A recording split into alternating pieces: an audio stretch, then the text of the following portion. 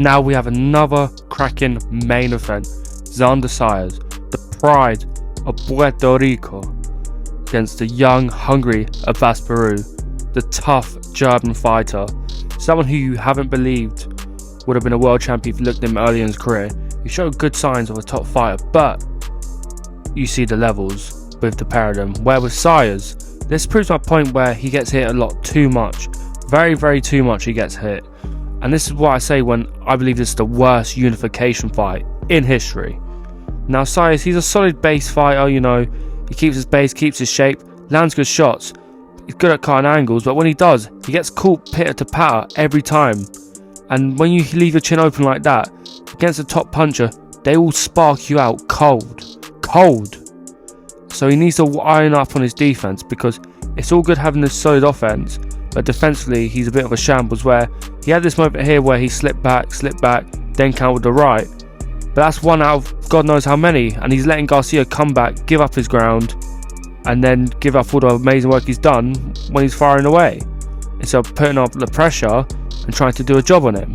Which, although he won, again Garcia just troubled him time to time, and it was too much time for my liking. So Zayas needs to work on himself offensively and defensively, where we need this ponytail Zayas, the one that his timing was impeccable, his jab was ferocious, everything he wanted to be a complete fighter, he had this. Where you see he picks his punches. That's one thing I say about Xander Zayas, he picks his punches perfectly, the way that you need to be, which is land the shots, create your opening, step back, reset, then go again. And that's what happened against the Spartans on numerous occasions with all them flash knockdowns. So when you see these great shots that he lands, it's good seeing these highlight real knockouts or knockdowns, but a lot of the time he gives up his ground, where he doesn't keep the momentum and he doesn't get the finish where he probably could, where he slowly has to break him down, a bit like against Fortea here where he broke him down to the body.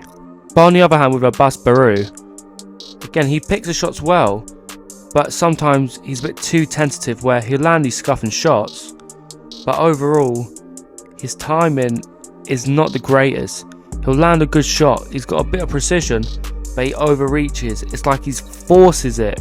He's too over eager when he goes for the knockout, and he seems like he throws little pit patter shots, but it's more just to look more the part than to know what he's doing, where he'll land good shots here, but the people he's fighting is not really on a level which Zayas is fighting. Because I'll be honest, as a Brit, I'll openly say it, these British level fighters or average, European fighters are nothing compared to American journeymen, because these Americans, a lot of Golden Gloves champions are journeymen, or try and go pro and happen to be journeymen.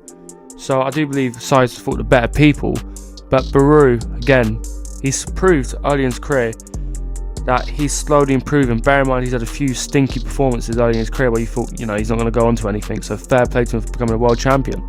But when he lands his shots here, when he goes to the body and the head, he's timing his punches well, and that is the key.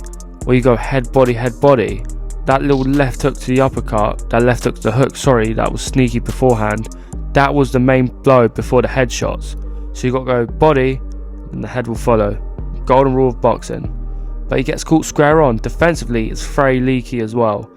He gets good shots, lands good shots. God, I can't speak English. Lands good shots when he's cutting corners and he's creating angles. But Tellez, someone who I did rate highly, he just didn't turn up that night. And that's not his fault. That's Baraou just being amazing, because he didn't allow Tellez to fight his fight. So he's good at making him smother his work while he lands on the inside. Which, can you do that to Zayas? Yes. But has he got the ability to? Time will tell, because again Tellez is a different sort of style to Zayas, where Zayas is a bit more fundamental, a bit more textbook, but he still gets caught with silly shots where he throws some awkward angles, where he overreaches, he misses. So he needs to work on himself stylistically, because when you're swinging for the hills like that, missing with little faint jabs and throwing wide hooks, Zayas will count you with an easy right down the pipe. So I think all in all, this is a close fight, a potential 50-50 in my eyes. Now, the keys to victory for Abass Baraou is quite simple. You've got to make him work on the inside. Again, make him give up his reach. Then smother his work and lean on him. Wear him down, tear him down. That is the key for Abass Baraou. and most importantly, uppercuts and hooks all night long. Straight shots against someone with a bigger reach than you and taller than you, 9 times out of 10, it's not going to work. So use them wide, tight uppercuts, and the rest will follow on. Now, with Xander Zayas, quite simple, textbook boxing.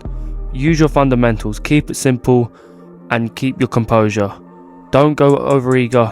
Stay in first gear if you need to.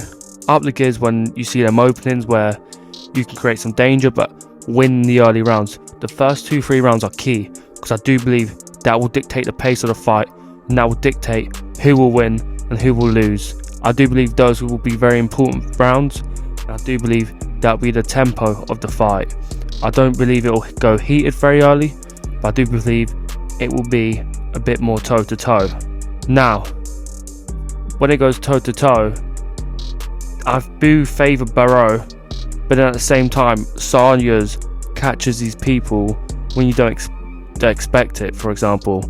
So he'll lean back, land a right over the top while you're on the inside, and then land extra combinations and catch you on the counter. So depends. This is why I think it's a 50-50. But I do believe this fight will not go the distance. I do believe there will be a big heavy knockout. Although they have half the knockouts of the wins they have on their records, they both hit hard, they both break down their fighters, and they've both knocked people out with one punch on numerous occasions in their career. So for that reason, the bet that I'm going to do is at 4-1 not to go the distance. I do believe it will be a very, very brutal knockout. I do believe it won't be as easy on one side as people think, but all in all, I reckon it will be an absolute bloodbath, slow tempo in the first few rounds, land a few good shots, a few good nice little hooks, and then it'll heat up, and then it will go toe to toe, and someone will fall on their backside. That is one week back in. Hope you enjoyed.